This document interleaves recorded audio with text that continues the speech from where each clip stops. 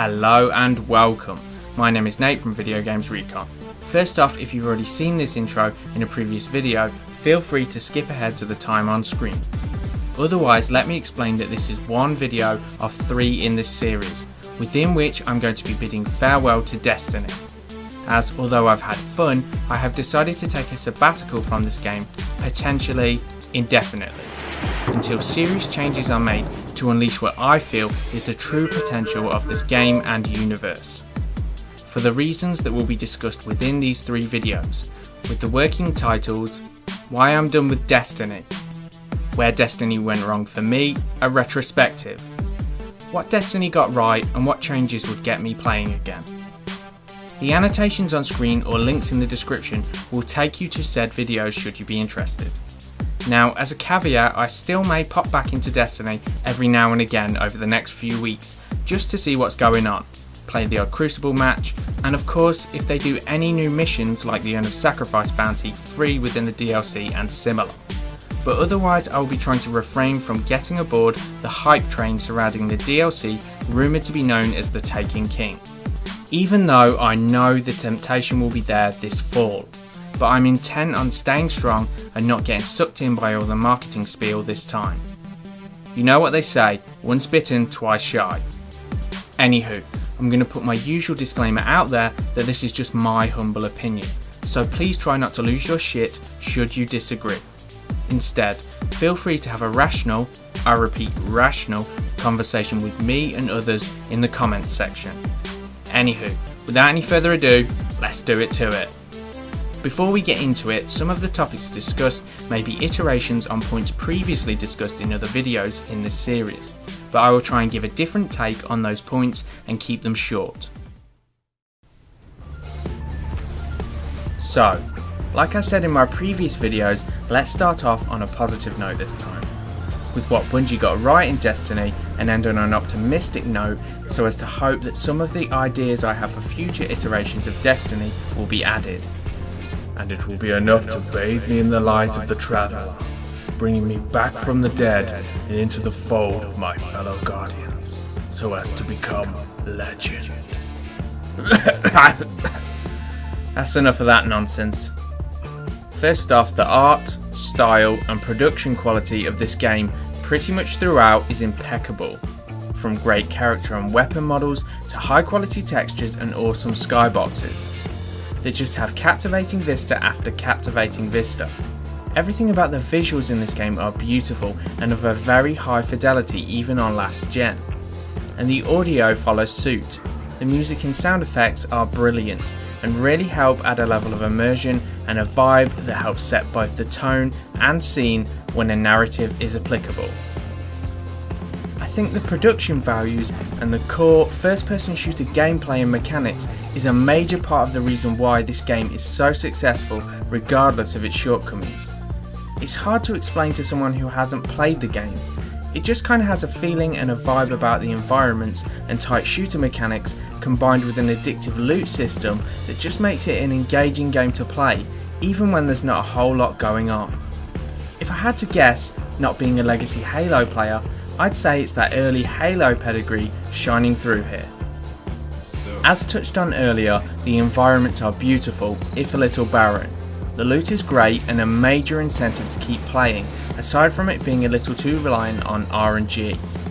I really like the NPCs like Xur, Varix, Petra and so on.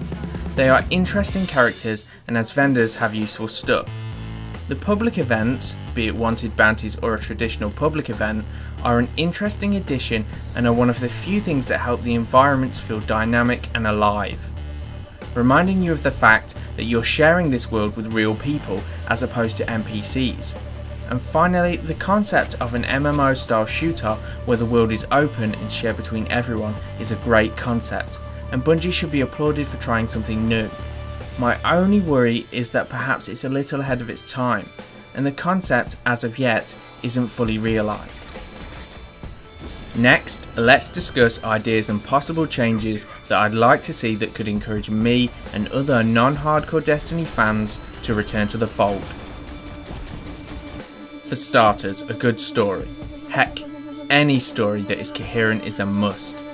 I need to be invested in this world and the characters within, instead of the narrative just being window dressing for the missions. If I don't care about what's going on, it makes it hard to care about the game as a whole. And the subject of a story in general is such an own goal, as there's a rich seam of lore within the Grimoire cards just waiting to be tapped into and refined into a story. That's right, football metaphors into mining metaphors. What can I say? I just like to keep things relevant to my audience. That's just how I roll. Anywho. Next, I'd like to see new and less repetitive bounty missions. Perhaps something like procedurally generated bounties would be a cool addition and would keep things fresh and engaging, as opposed to your usual fetch quest or assassination bounty. Also, more things like public events, exotic bounties, and diverse quests like the Urn of Sacrifice side mission are a must for future titles. Something that is unattainable at the moment without ruining the game as is, but something that the community has been crying out for, is the implementation of some sort of player-to-player trading system. This would really help to make your time worthwhile when you get a duplicate or unwanted reward. Now, this is something that should be handled with kid gloves and time taken over it, as a poorly implemented trade system could be disastrous. But if caution and time is taken, would really help to feel like your investment of time is worth it and would create social interactions and a dynamic economy. Spaceflight. I don't need to say much more, but being able to traverse space, not even necessarily space combat, from destination to destination would add scope and scale to the solar system, as opposed to those long and boring transitions from planet to planet that detract from the fun. More and better collectibles. The Grimoire cards are next to pointless for the large majority of people. The golden chests were an okay idea that they abandoned too early. The problem with those was that there wasn't enough of them, being only 5 on each world, and more often than not they would have worse equipment in them than you already had. Perhaps they should take inspiration from other games like Fallout, where the bobbleheads actually give your character attributes, or environmental collectibles that are fun and a challenge to acquire, like in GTA or Infamous, or maybe even some puzzles like in Bioshock 1. DLC that actually feels worth the money. Although the House of Wolves DLC was decent, unlike the Dark Below for the most part, neither felt like I was getting my money's worth for the price they were asking. I mean, you can get entire games on Steam for the price of just one DLC, and good games at that. More raid-like activity, and not per se in terms of difficulty, as there's a perception the difficulty of the raids is the thing that makes them good. In my opinion, this is a misconception.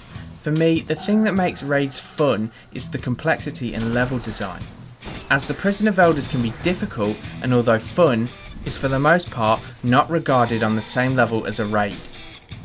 And again, in my opinion, this is due to its lack of complexity in terms of level design and challenges.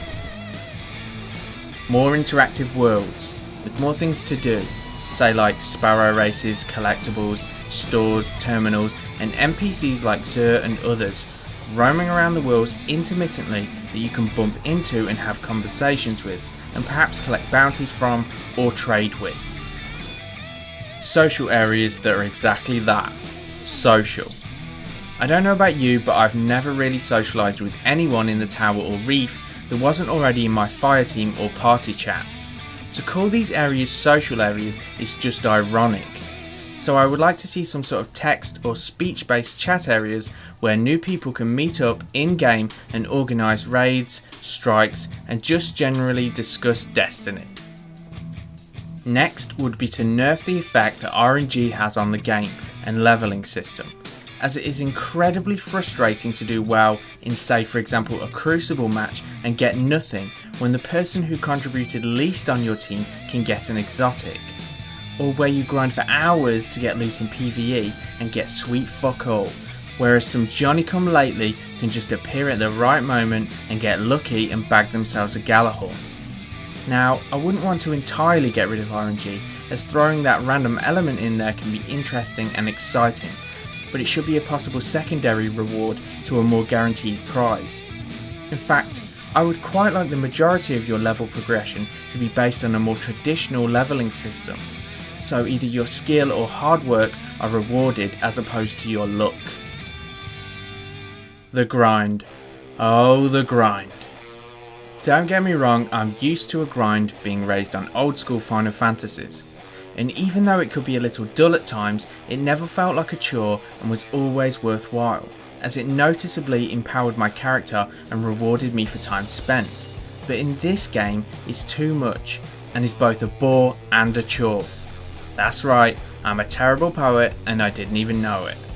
Seriously though, although sometimes therapeutic, the monotony at times is like watching paint dry, and anything that can be done to lessen the grind to a more rewarding and reasonable level would be a bonus.